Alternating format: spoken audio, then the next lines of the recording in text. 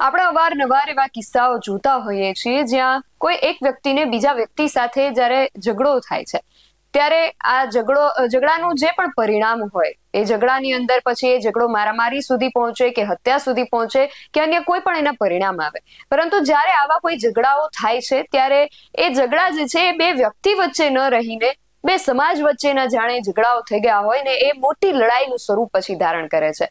હાલ બગદાણાની અંદર જે બનાવ બન્યો છે એણે પણ આવું જ કંઈક સ્વરૂપ ધારણ કર્યું છે. હવે આ જે બનાવ બન્યો હતો જેમાં બે પક્ષો વચ્ચે આ જે લડાઈ ઝઘડો ચાલી રહ્યો હતો એ હવે જાણે બે પક્ષો વચ્ચે ન રહીને બે સમાજ વચ્ચેની લડાઈ ઊભી થઈ ગઈ હોય તેવા જે ઘાટ છે એ સર્જાયા છે. અને આ સમગ્ર પ્રકરણમાં હવે ધાર્મિક આગેવાન એવા કરશન બાપુ ભાદરકા પણ સામે આવ્યા છે. આ અહેવાલમાં જાણીએ કે કરશન બાપુ ભાદરકા આ આખા પ્રકરણને લઈને પોતાનું શું મંતવ્ય રજૂ કરી રહ્યા છે. જય હિન્દ, BSI NDV ન્યૂઝ પર આપની સાથે હું છું નિધિ ગઢવી.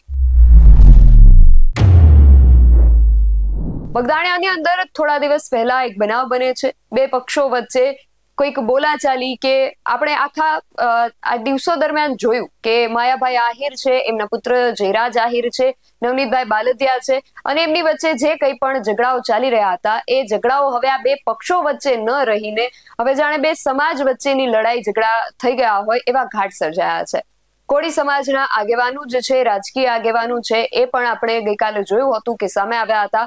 રાજુલાના ધારાસભ્ય હીરા સોલંકી પણ નવનીતભાઈ બાલદિયાને મળવા માટે પહોંચ્યા હતા અને ત્યાં બહોળી સંખ્યામાં કોળી સમાજ પણ એકત્રિત થઈ ગયો હતો. અને હવે આહિર સમાજમાંથી આવતા ધાર્મિક આગેવાન કરશન બાપુ પણ આ વિવાદને લઈને સામે આવ્યા છે. એમણે સૌથી પહેલા તો શું કહ્યું, પહેલા તેમને સાંભળીએ પછી આગળ વાત કરીએ. વિગ્રહસ્ય સમાધાનસ્ય સર્વતમઃ ઉપાયઃ વાસ્તવિકતામ સ્વીકૃવંતુ. અર્થાત વિવાદને નાથવા માટેનો શ્રેષ્ઠ રસ્તો એ છે કે વાસ્તવિકતા સ્વીકારવી. વાત મારે એ કરવી જે કોળી સમાજ અને આહિર સમાજ વચ્ચે ક્યાંક ને ક્યાંક બગદાણાથી જે અશાંતિનો માહોલ ઊભો થયો છે એ બાબતે મારે કહેવું છે કે વાસ્તવિકતા સમજવાની જરૂર છે.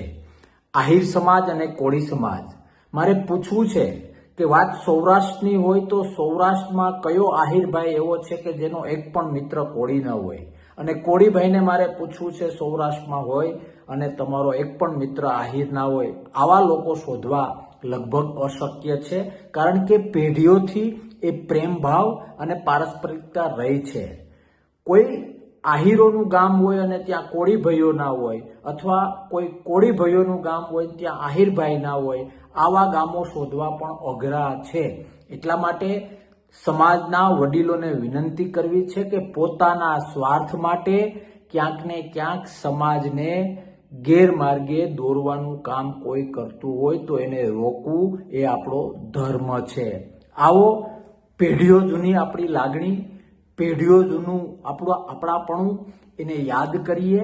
અને હા, હું એ વાતમાં સહમત છું કે જે કંઈ ઘટના ઘટી એ દરેક સમાજના નેતા તરીકે જે તે સમાજના નેતાઓએ બંધારણને આગળ કરવું જોઈએ. આમ પણ નેતા એ છે જે સાંધે, નેતા ક્યારેય સમાજના નામે જ્યારે પોતાના સ્વાર્થ માટે કંઈક કામ કરતો હોય તો વાસ્તવલક્ષી રીતે એ નેતાની વ્યાખ્યામાં, પછી એ સામાજિક હોય કે રાજકીય હોય, વાસ્તવિક રીતે એ નેતાની વ્યાખ્યામાં નથી આવતા. એટલે દરેકને પ્રાર્થના કરું છું કે બંધારણીય રીતે સત્યમેવ જયતે, સત્ય સાથે હંમેશા રહેવું જોઈએ. પણ વિવાદમાં ને વિવાદમાં જે પેઢીઓ જૂનો પારસ્પરિક પ્રેમ છે, લાગણી છે, આપણાપણું છે, એને અંશભાર પણ દાગ ન લાગે એનું ધ્યાન રાખવું એ તમારો, મારો, બંને સમાજના દરેક નાગરિકનો ધર્મ છે. આવો સાથે મળીને એ ધર્મ નિભાવીએ, આપણી પરંપરા, આપણો પ્રેમ, આપણી શાંતિ યથાવત રાખીએ કે જેને કારણે ક્યાંક કોઈને, અન્યને આંતરિક રીતે હસવાનો મોકો ન મળી જાય અને પછી એ રાજકીય હોય, સામાજિક હોય કે આર્થિક હોય, કોઈ અન્યને પોતાનો સ્વાર્થ સિદ્ધ કરવાનો મોકો ના મળી જાય.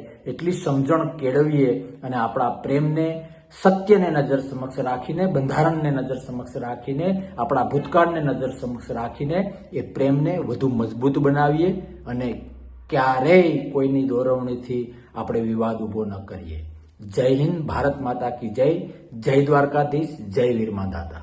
તો કરશન બાપુનું કહેવું છે કે આ જે સમગ્ર મામલો છે એમાં ઇતિહાસને, સંબંધોને, પ્રેમને, આત્મીયતાને, આવા જે સદવિચારો છે એને ધ્યાનમાં રાખીને સમાધાન તરફ આગળ વધવું જોઈએ. અને અત્યાર સુધીના આપણા ઇતિહાસના આહિર સમાજ અને કોળી સમાજના જે સંબંધો છે એને એ ન બગડે અને બે સમાજ વચ્ચે મંદુક ઊભું ન થાય એવા પ્રયત્નો સમાજના આગેવાનો જ છે એમણે કરવા જોઈએ. અને આ જે સમગ્ર પ્રકરણ છે એને સમાધાન તરફ આગળ દોરવું જોઈએ એવું તેમનું કહેવું છે.